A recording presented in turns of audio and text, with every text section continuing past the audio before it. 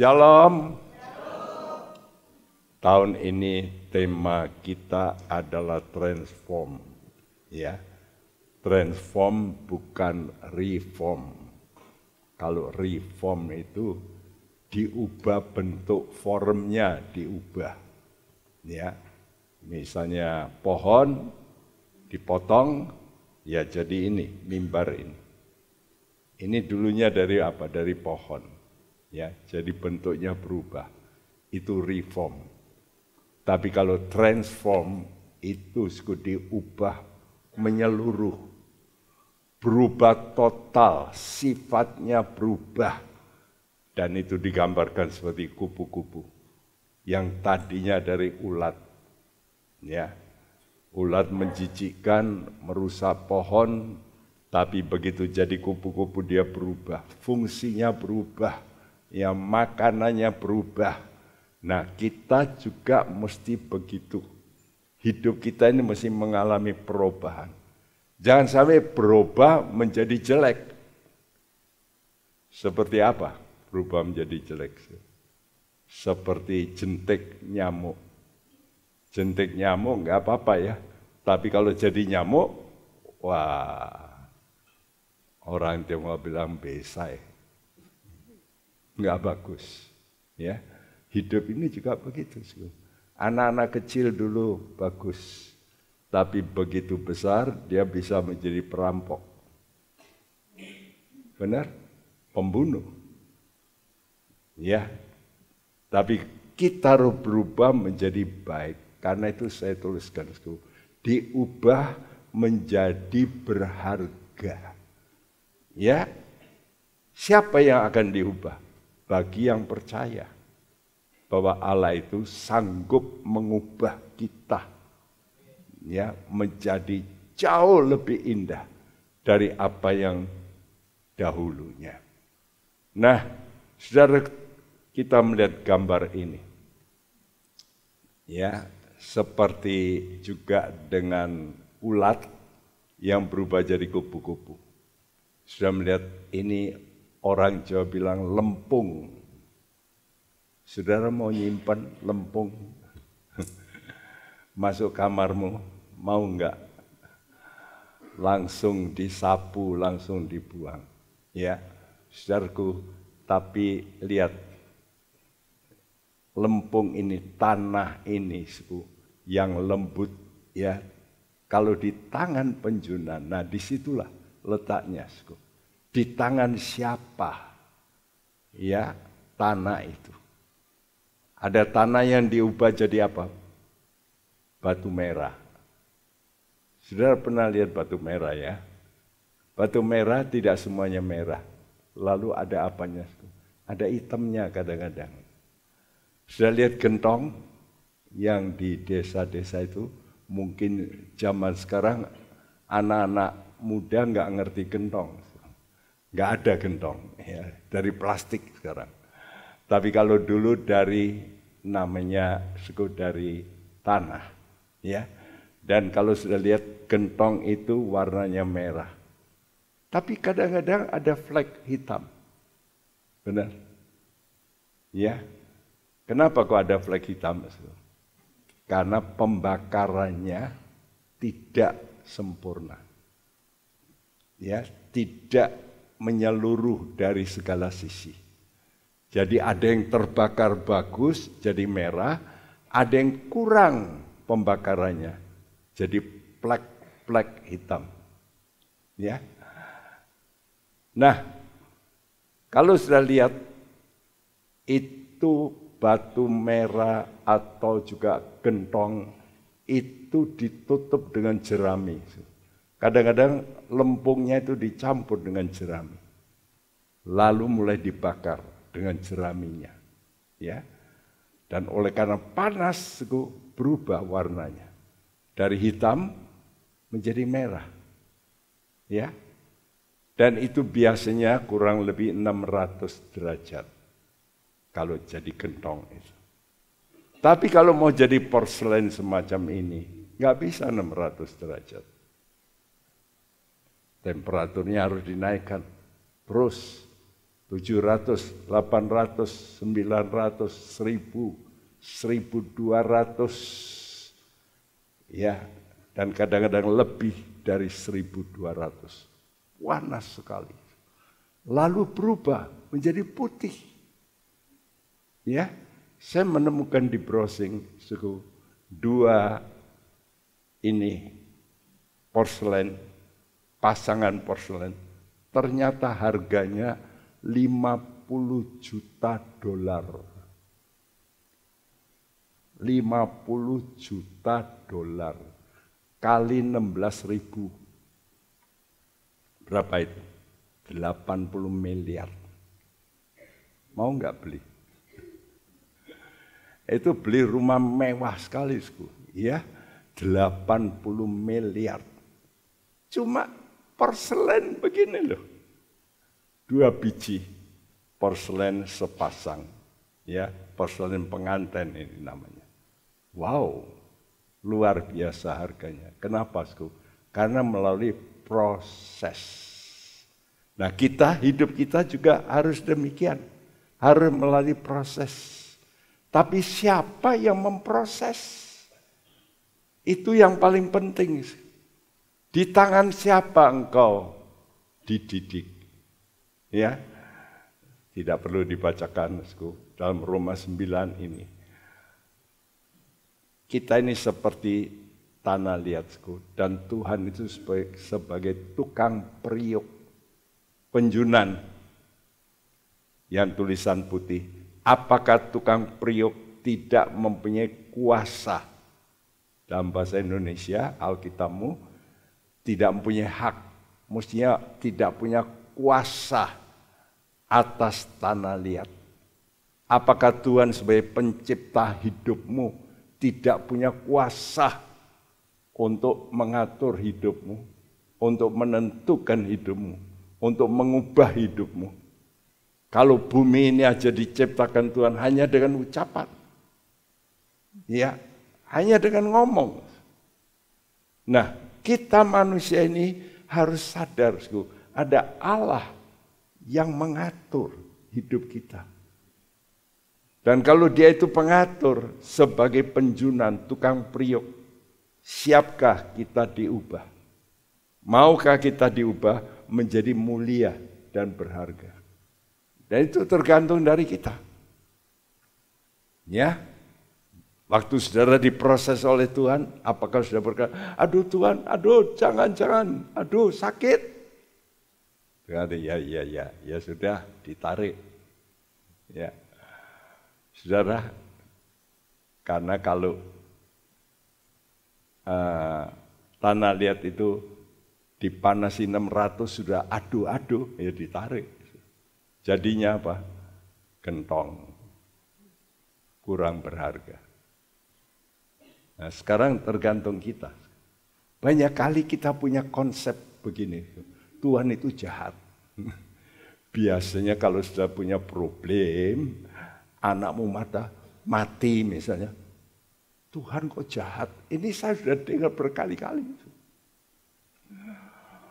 Ya, ada ibu yang dekat dengan saya, anaknya mati.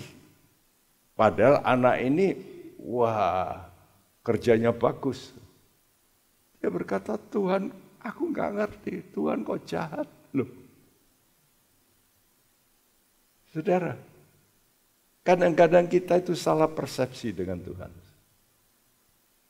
Kita mesti mengerti, Tuhan tidak pernah menjahati manusia. Dia Allah yang baik, tapi Dia punya hukum. Kalau kita melanggar hukum, Dia berkata, awas, kalau kamu melanggar hukum, aku akan hukum lebih daripada manusia menghukum.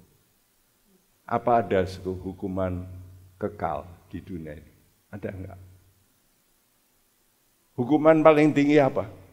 Mati.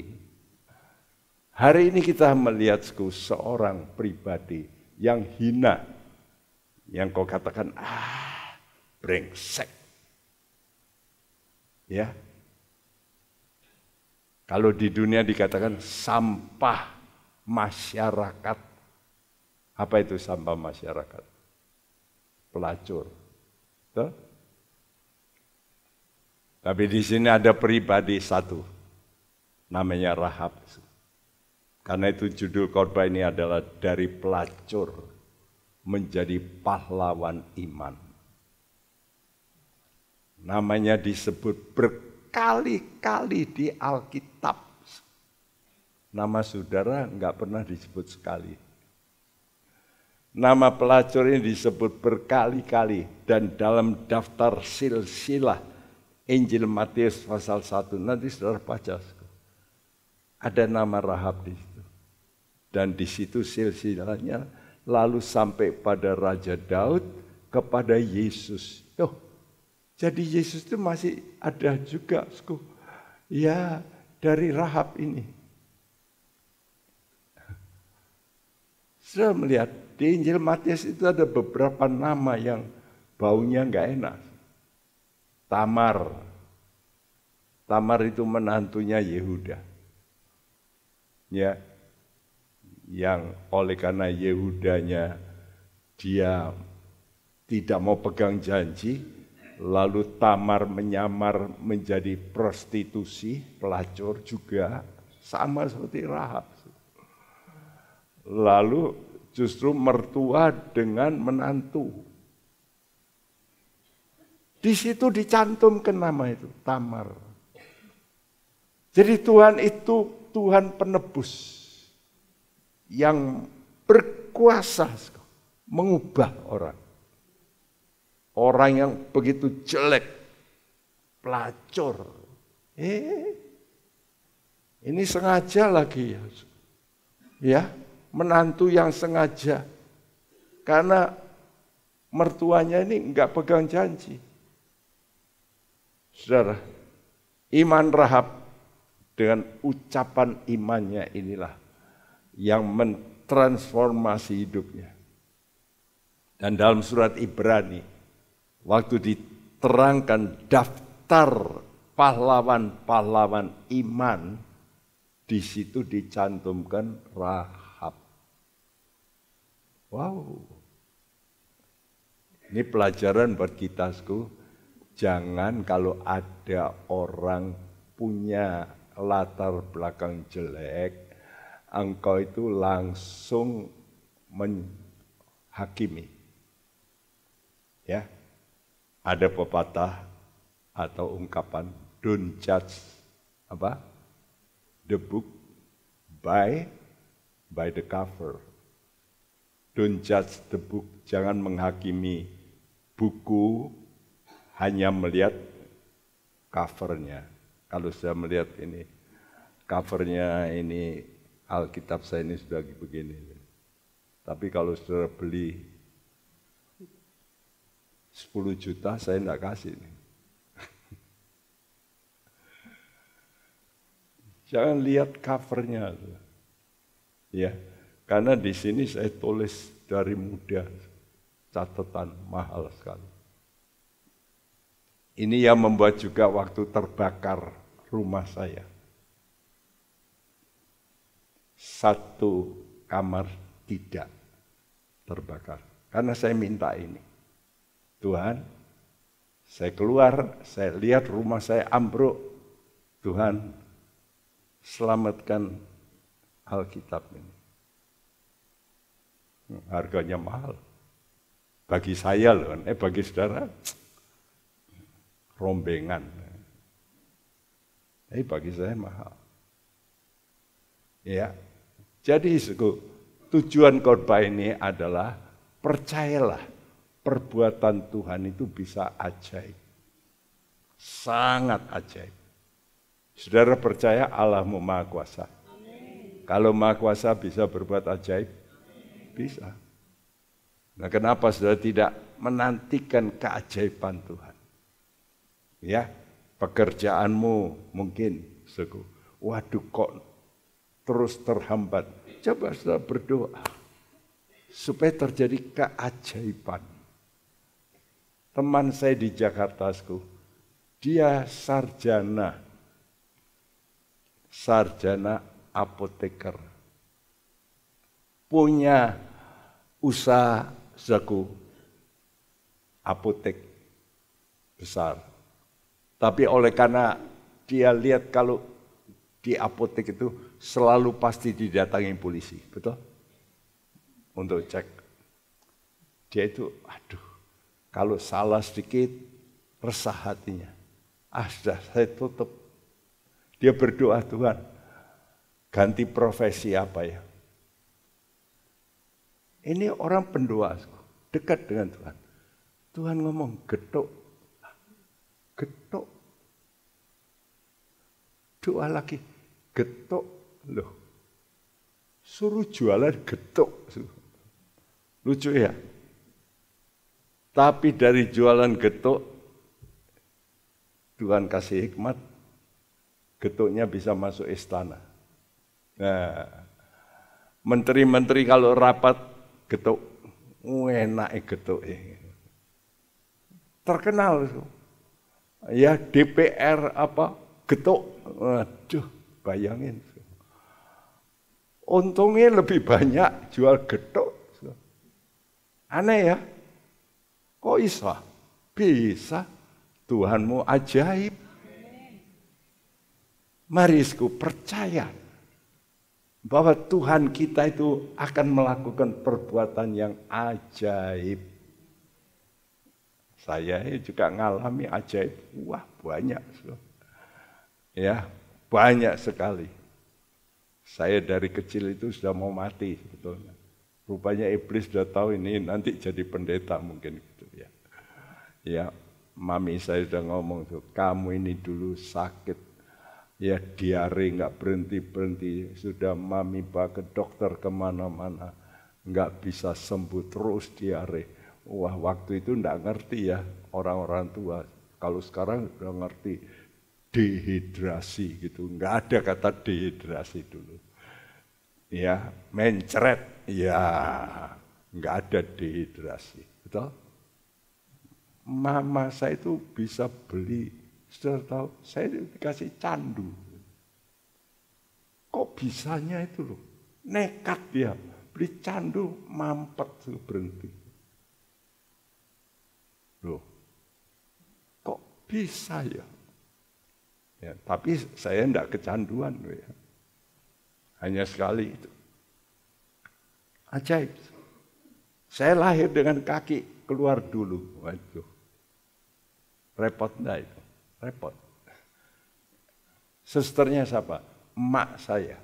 Loh, bukan dokter lagi. Ajaib lagi. Jadi penuh dengan keajaiban. Hidup saya ajaib. Saudaraku, saya gagap bisa sembuh. Ajaib. Ya, saudaraku. Karena itu kita mesti percaya, firman Tuhan ini menuliskan keajaiban-keajaiban. Cuma saudara itu kalau baca Alkitab, ini dongeng. Bukan dongeng, ini fakta.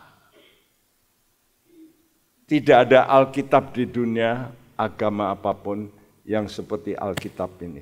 Kenapa? Karena mencatat tempat, tanggal, ya dengan jelas. Jadi otentik. Jadi bukan sekedar tulisan sang penulis. Tapi inspirasi dari Allah. Suruh nulis. Luar biasa. Ya. Karena itu kita mesti suka baca Alkitab. Dan kalau baca Alkitab, misalnya keajaiban yang hebat dari Tuhan untuk orang Israel apa? Keluar dari Mesir. Wih, negara dunia loh. Ini budak, kok bisa keluar? Kok bisa menang? Kok bisa?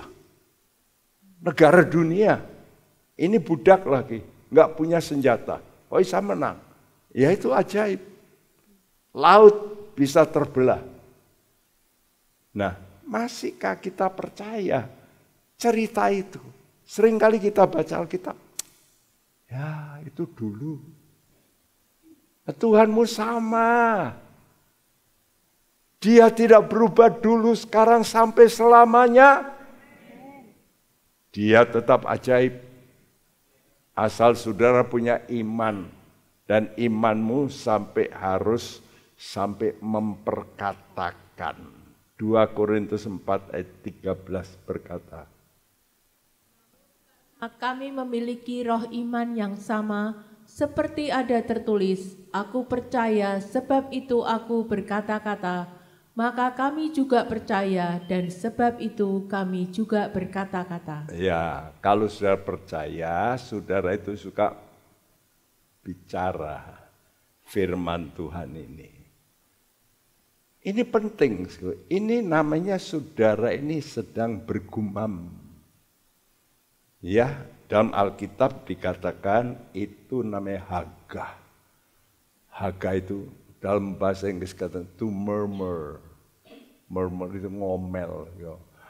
Biasanya saudara ngomel apa?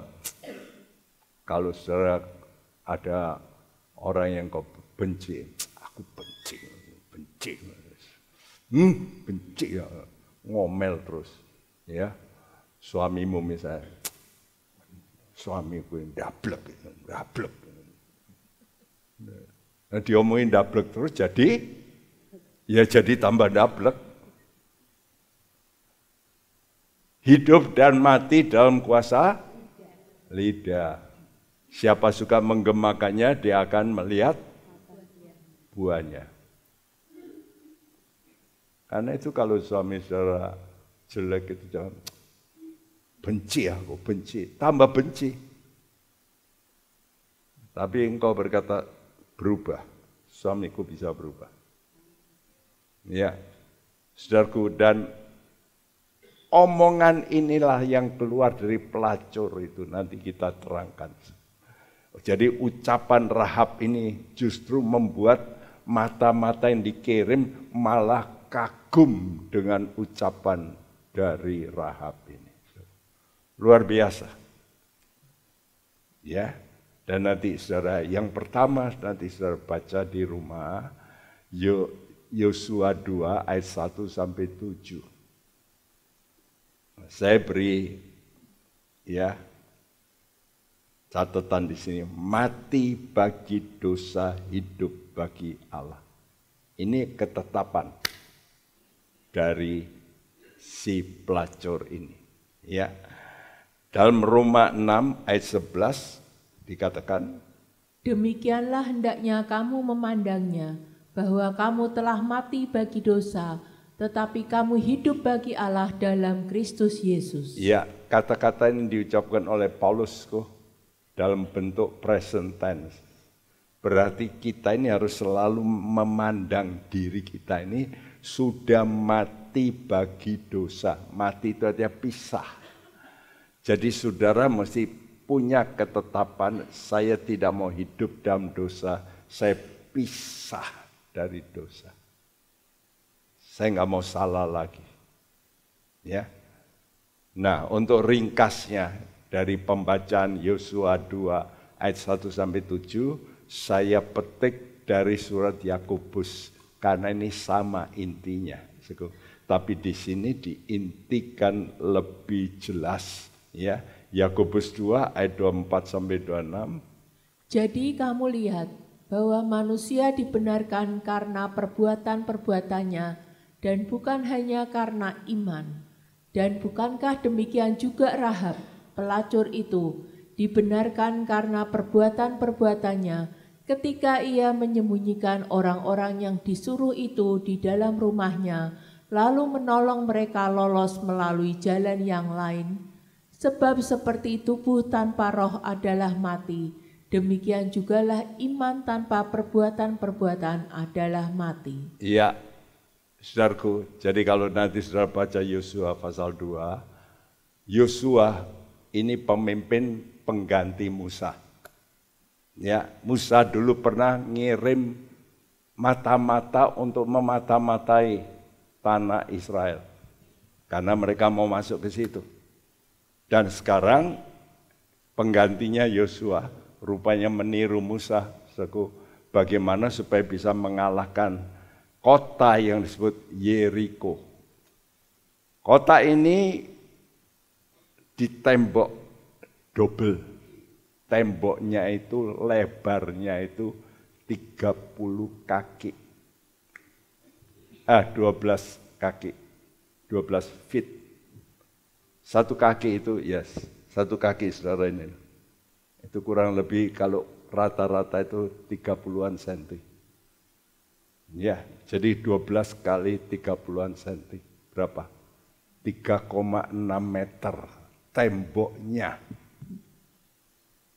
Saya masih ngerti kenapa rumahnya Rahab ini kok di atas tembok.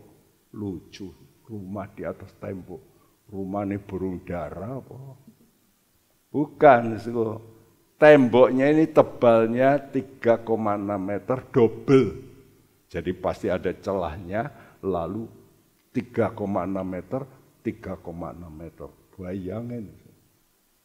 Di kota pertama yang harus dilawan oleh Yosua justru Yeriko. Jadi Tuhan hadapkan dengan yang paling sukar. Tapi Tuhan ngomong. Nah ini, omongan Tuhan itu manjur, betul? Dia berkata kepada Yosua, telah kuserahkan. Telah. Bukan akan. Sayang bahasa Indonesia, dalam Yosua pasal 6, pasal 2 tidak dituliskan itu. Telah. Ya. Jadi aku telah menyerahkan. Jadi Tuhan itu ngomong belum terjadi, tapi dalam bentuk past tense. Berarti pasti terjadi. Itu. Karena itu kalau sudah baca Alkitab, seringkali Tuhan itu ngomong dalam bentuk past tense. Walaupun belum terjadi. Berarti pastilah. Oh Tuhan yang ngomong kok. Tuhan kan Maha Kuasa. Mana ada yang tidak bisa dikerjakan Tuhan. Segala perkara mungkin bagi Tuhan. Karena itu dia, Rahab ini sudah mendengar lebih dulu. Karena waktu orang Israel keluar sampai mendekati Yeriko, itu kurang lebih 40 tahun. Ya. Jadi kabar dari Mesir itu sampai ke telinganya pelacur ini. Bahwa Tuhan telah mengeluarkan orang Israel dari Mesir, negara dunia, dengan mujizat. Ya, laut terbelah. Itu kan 40 tahun jadi berita itu sampai itu, wah. Lalu mendekati sekarang ke Yeriko. Si pelacur ini berkata, wah jalat ini. Mati pasti, kalah lah. Sudah daripada kalah, lebih baik aku kalau bisa berubah menjadi bangsa Israel. Aku mau berubah, ya belot itulah pada musuh yang pasti menang.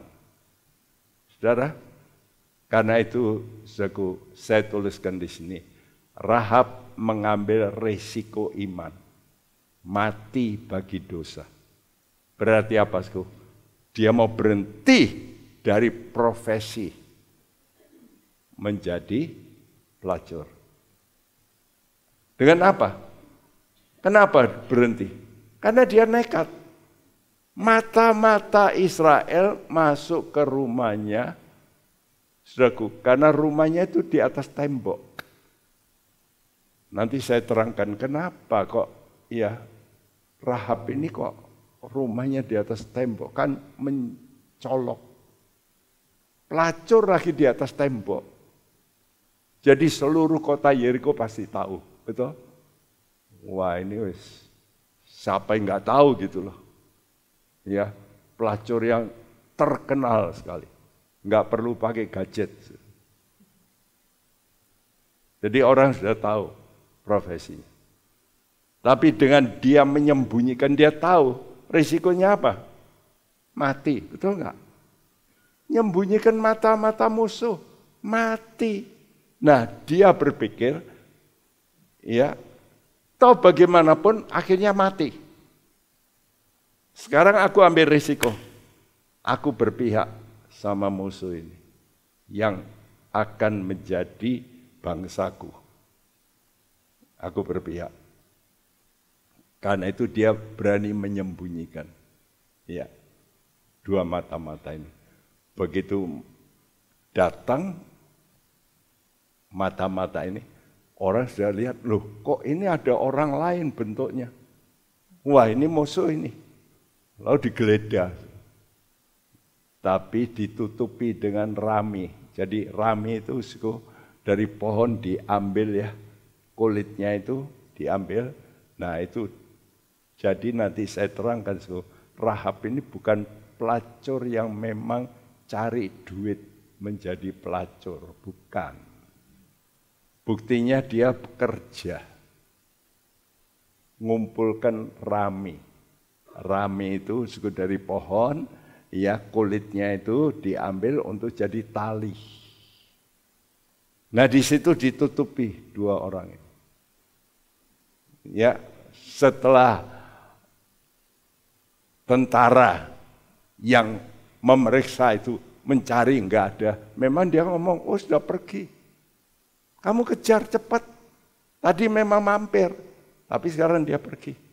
Ya, waktu dia pergi, dia ngomong sama dua ya mata-mata Israel itu. Ya, aku mendengar kabar bahwa Tuhanmu itu hebat. Jadi Rahab ini mengambil risiko. Risiko apa? Mati. Berhenti dari profesi. Karena itu dia berpikir, kalau saya berhenti dari profesi ini, saya jadi orang Israel. Dan orang Israel punya hukum. Hukumnya apa? Pelacur mati. Nah. Kalau ketahuan raja mati, tapi kalau mau jadi orang Israel, kalau tetap jadi pelacur, mati juga. Tapi sebetulnya, kenapa Tuhan pilih Rahab? Karena hatinya tidak suka menjadi pelacur. Jadi jangan sudah pikir semua pelacur itu senang jadi pelacur. Belum tentu. Ya, belum tentu. Ada yang menjual diri karena terpaksa. Dan nanti saya terangkan kenapa terpaksanya kenapa. Ya. Jadi Rahab ini, dia ingin, bosan dia jadi pelacur. Ya, capek. Sudah dengar viral itu. Ada seorang turunan Manado itu. Ya, dia saksi. Tapi saya tidak dengarkan semua. Kalau dengar semua, hampir 30 menit. Waduh, tiap viral didengar ya udah habis waktu saya. Ya. Jadi saya cuma lihat aja, dia ngomong sedikit sudah selesai. Dan dia berkata, aku capek jadi pelacur. Jadi jangan sudah pikir, ada orang yang memang punya kesenangan cari duit untuk jadi pelacur. Tapi beda dengan Rahab ini. Jelas bedanya apa? Oh dia kerja kok. Kalau jadi pelacur mau enggak kerja sing susah-susah? Susah-susah dapat sedikit, melacur dapat akeh. Betul enggak? Buat apa susah-susah? Jadi kita melihat ini konsep paling penting. Ya. Mau berhenti dari dosa. Apakah saudara mau berhenti dari dosa? Kalau Anda mau diubah oleh Tuhan, mungkin kau punya kerjaan yang haram. Mau enggak berhenti?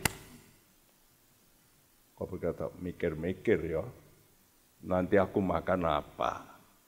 Kan banyak orang begitu. Tapi Rahab berkata, tidak, aku mau berhenti. Kalau aku ketangkap, mati. Aku tahu, mati. aku siapkan diriku mati. Nah itu namanya komitmen.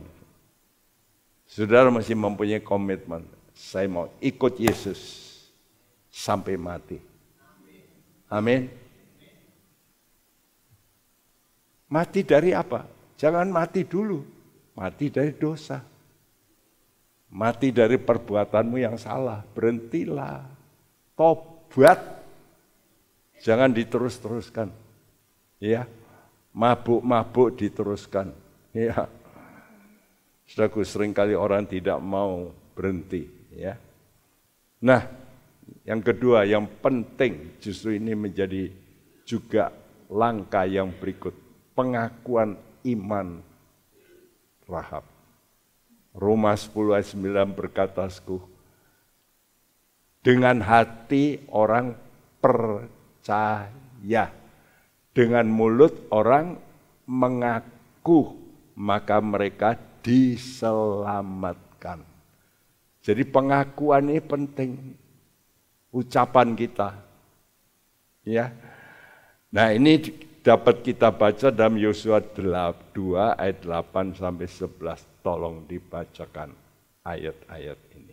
Tetapi sebelum kedua orang itu tidur, naiklah perempuan itu mendapatkan mereka di atas sotoh dan berkata kepada orang-orang itu, aku tahu bahwa Tuhan telah memberikan negeri ini kepada kamu dan bahwa kengerian terhadap kamu telah menghinggapi kami dan segala penduduk negeri ini gemetar menghadapi kamu. Sebab kami mendengar bahwa Tuhan telah mengeringkan air laut Teberau di depan kamu ketika kamu berjalan keluar dari Mesir, dan apa yang kamu lakukan kepada kedua raja orang Amori yang di seberang sungai Yordan itu, yakni kepada Sihon dan Og, yang telah kamu tumpas.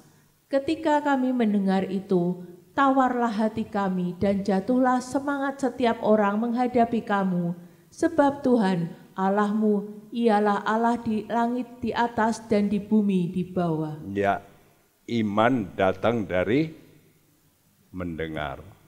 Karena itu saya garis bawah itu ayat 10. Ya, sebab kami mendengar. Ya. Ayat 11 juga ada kata ketika kami mendengar. Saudaraku, betapa pentingnya saudara itu mendengar khotbah, mendengar firman. Kalau bisa tiap hari saudara mesti mendengar dari Tuhan, dari Alkitabmu, langsung pribadi mendengar supaya imanmu muncul. Dan kata-kata 3 ini yang dalam huruf putih, Tuhan telah memberikan negeri ini kepada kamu. Jadi dia berkesimpulan begitu. Ya, lalu ayat 10, Tuhan telah mengeringkan air laut. Air laut bisa kering. Ya. Lalu menumpas 2 ya raja Sihon dan Og. Ini raksasa ini. Karena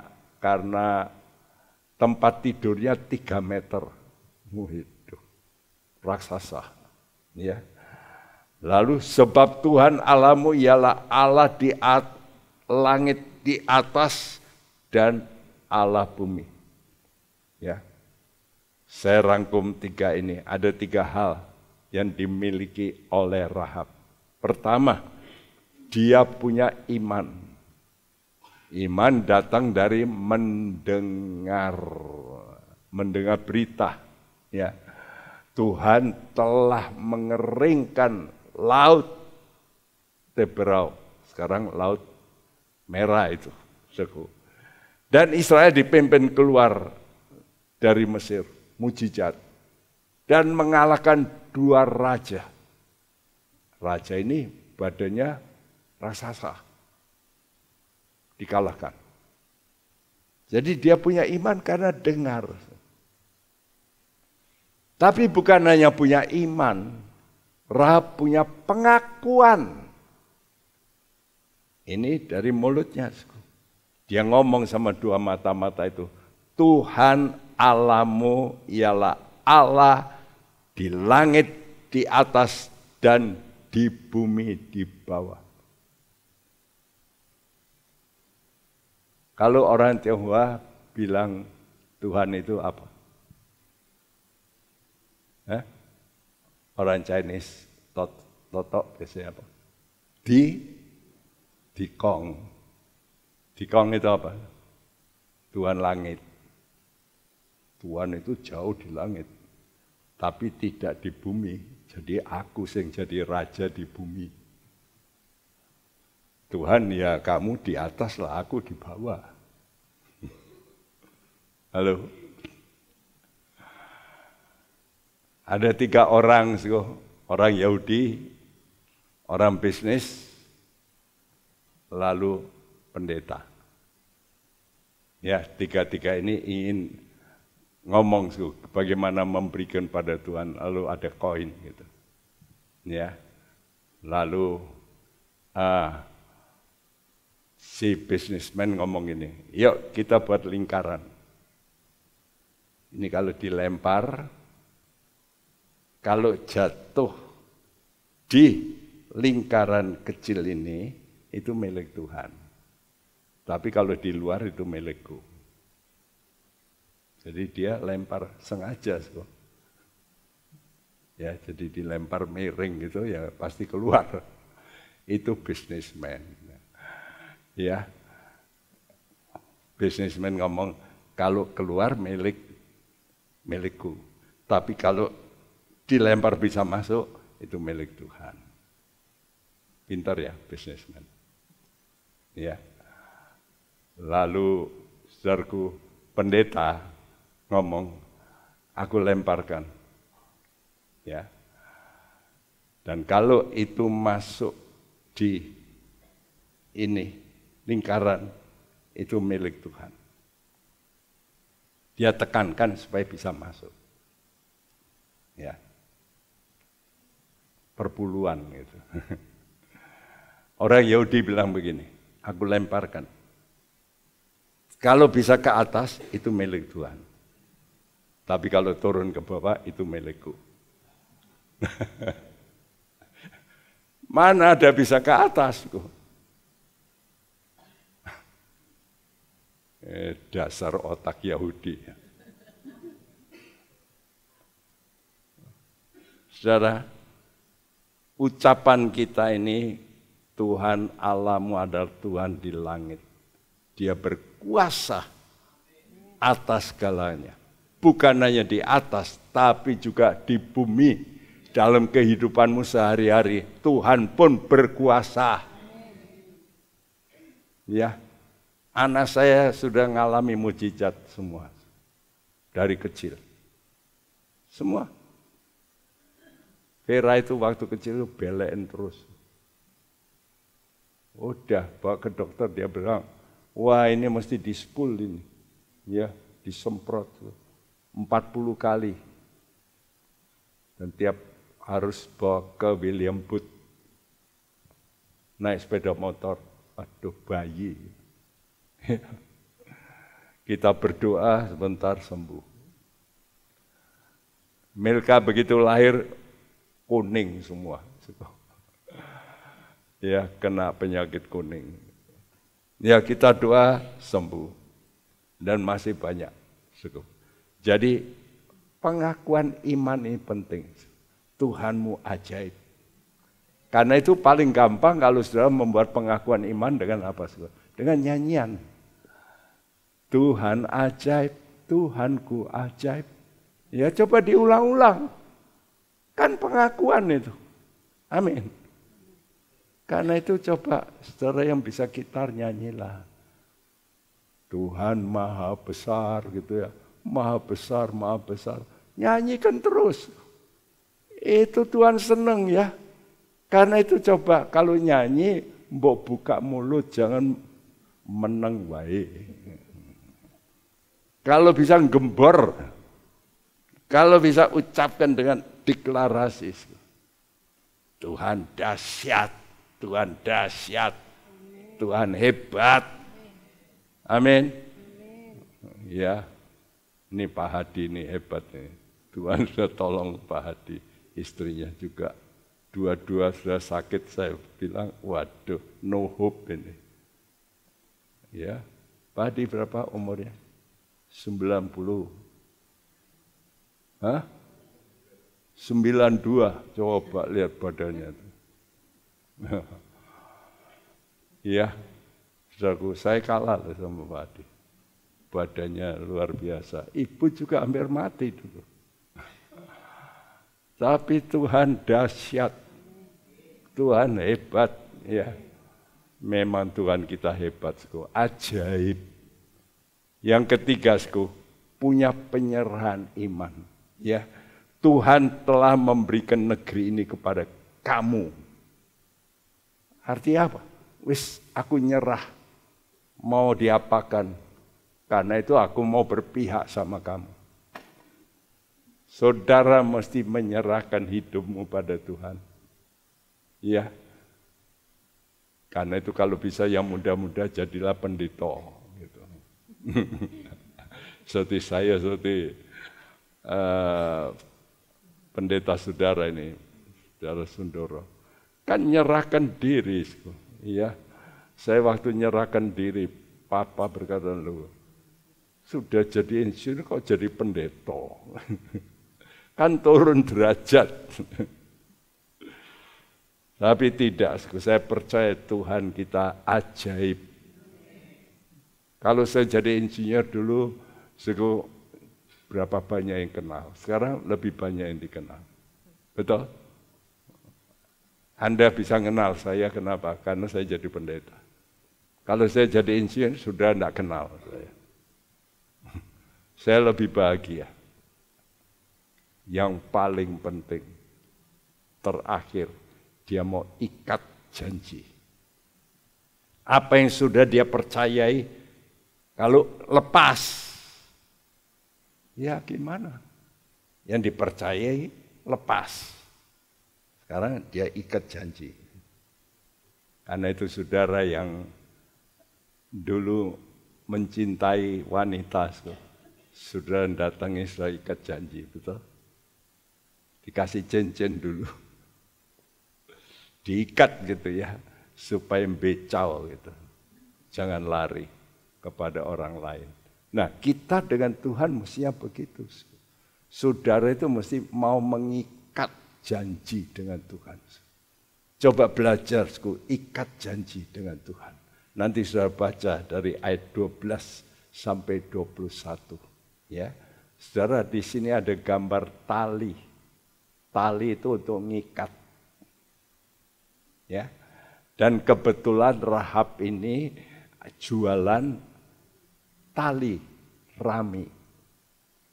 Berarti dia ini orang yang mau kerja.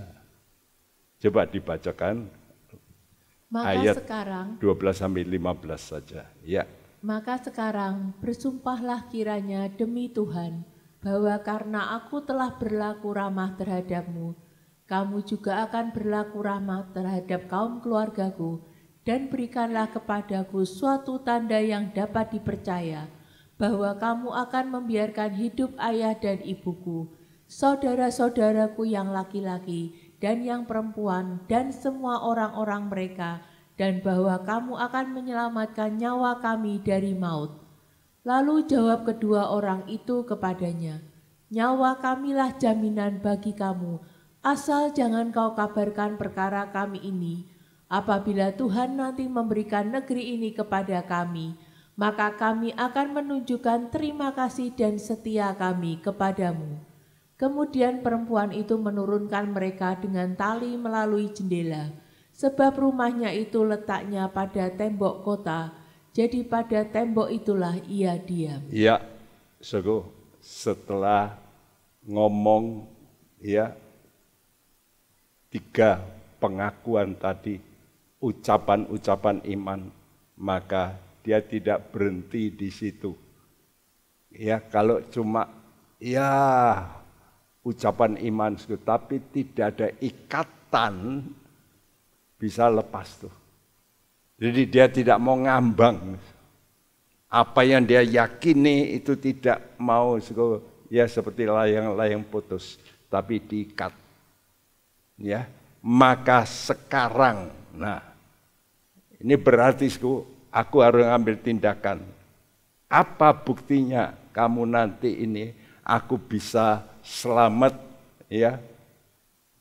Berikan kepadaku satu tanda yang dapat dipercaya. Kedua, bahwa kamu akan menyelamatkan nyawa kami. Dan hebatnya bukan nyawaku, nyawa kami. Jelasku, pelacur ini bukan orang yang cari kepentingan sendiri. Nih, pelacur aja bisa mikir papa, mama, saudara, laki, saudara perempuan. Bayangin. Jadi ini bukan pelacur yang sekedar cari kesenangan, cari duit. Tapi dia mikirkan keselamatan. Kalau sudah baca ini mestinya malu kita ya. Sama Rahab. Rahab lebih baik hatinya daripada kita. Saudaraku. Lalu tali yang dia buat, 2 orang itu diturunkan malam-malam dengan tali itu. Jadi waktu saya mikirkan ini saya rasakan. Rupanya Rahab ini menjadi pelacur karena dia itu dijual oleh orang tuanya. Zaman dulu, kalau orang tuanya jatuh miskin, dia hutang, maka penagih hutang datang. Kalau sudah barang-barang tidak bisa membayar, anaknya jadi apa? Jadi budak. Dan rupanya yang ngutang itu dalam pemikiran saya itu adalah tentara dari raja. Ya, yang suka jaga di atas menara. Karena itu kok ditaruh di situ. Ya. Jadi memang dikerjakan, sekalian dia nanti bisa ngawasi negara dengan cara anak gadis ini yang cantik dijadikan korban. Jadi sebetulnya Rahab ini menjadi pelacur karena ada satu tekanan. Ya. Kepentingan daripada bawaan raja ini, saudaraku. Jadi kalau kita melihat ini, dia orang yang betul-betul cinta keluarga. Kalau tidak cinta keluarga, dia tidak memikirkan keluarga. Tapi dia tahu, ini pasti hancur negaraku. Dia pikir untuk saudaranya. Dia ngomong ini. Ayahku, ibuku, saudaraku, laki-laki, perempuan, komplit. Ya, luar biasa. Dia mempunyai hati yang mencintai. Dan tali rami itu, ya, yang dia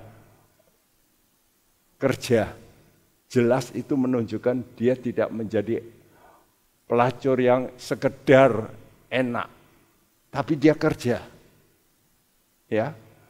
Jadi Tuhan itu tidak ingin, Rahab itu enggak ingin ya. Imannya itu enggak punya kepastian. Dia mau ada ikatan janji yang memberi kepastian selamat. Ya. Nah, luar biasa. Tali yang dia kerjakan itu dipakai untuk mengulurkan 2 mata-mata itu. Lalu 2 mata-mata itu berkata, supaya menjadi tanda rumahmu ini, tali yang kamu buat ngulurkan aku itu biar tetap di situ. Nanti kalau kami nyerbu, kami ingat rumahmu itu ada talinya. Nah, tali dalam bahasa Ibrani itu tikva. Tikva itu arti kiasanya itu harapan. Memang suku harapan. Dari kata kafa itu yang memilin. Ya. Jadi kalau saudara mau punya janji dengan Tuhan, jiwamu mesti terpilin. Dengan apa? Suku? Dengan firman Tuhan. Karena itu kalau saudara suka baca Alkitab, suku, ini menolong saudara ya, yang tua-tua supaya enggak Alzheimer. Lupa-lupa. Aku kok lupa-lupa terus ya. Kemarin saya besuk 2 orang tua kita. Ibu Swan, tahu-tahu Ibu Swan, pelayan Tuhan di tempat kita. Tanyai lupa, gini loh Bu Swan, supaya enggak lupa, ayo nyanyi. Saya ajarnya, segala puji, terus no, syukur, nah iso ngono lho. Ayo nyanyi terus.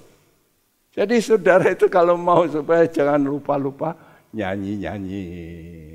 Supaya ingat nyanyianku yang kuno-kuno itu loh, coba munculkan lagi. Itu supaya membuat memori saudara baru.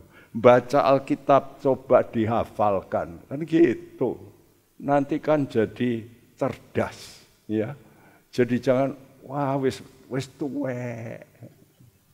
Wis tuwek ini ya gini nih. Jangan, ya. Musa 80 tahun baru jadi pendeta. Umurnya sampai 120. Ya. Jadi biar jiwa kita terpilih dengan janji Tuhan. Saya beri gambar ini. Hatimu itu ada jangkarnya itu. Jangkar. Kenapa? Pengharapan dalam surat Ibrani itu jangkar. Sau yang kuat, aman bagi jiwa. Supaya jiwamu enggak goncang. Enggak sakit jiwa. Nah, sekarang ini banyak orang sakit jiwa. Walaupun belum masuk rumah sakit jiwa, tapi jiwanya goncang, ya, dilabuhkan sampai di belakang tabir di mana Yesus masuk. Berarti sorga. Jadi hatimu itu selalu ke sorga. Wah, kalau begitu suku kuat, ya, pikiranmu kuat sehingga engkau ini penuh dengan satu harapan yang kokoh. Jadi langkah-langkah transformasi oleh iman yang dilakukan Rahab pertama, mati bagi dosa. Hiduplah bagi Allah. Jadi saudara mesti, aku mau berhenti dari semua kesalahan. Aku enggak mau lagi. Yang kedua, saudara punya pengakuan Tuhan Israel itu Tuhan Allah langit dan bumi. Kata Israel berarti God prevails. Allah menang. Yakob waktu dia berdoa, Tuhan ubah namanya. Namamu bukan lagi Yakob, tapi Israel. Israel artinya apa? Tuhan menang. Berarti begini, kalau engkau jadikan Tuhanmu itu Tuhan, dia akan memenangkan problem-problemmu. Dia berada di dalam engkau. Dan dia jauh lebih besar dari segala-galanya. Engkau bisa mengatasi semua masalah. Karena Tuhanmu beserta dengan engkau. Tuhanmu pencipta langit dan bumi. Dia berkuasa. Karena itu ikatlah janji dengan Tuhan. Aku mau terikat janji.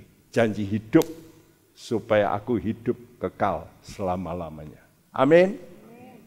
Mari kita mau datang kepada Tuhan dan berkata, Tuhan, buatlah jalanmu dalam saya. Engkau penjunan, aku tanah liat. Biar kau kerjakan seturut maumu.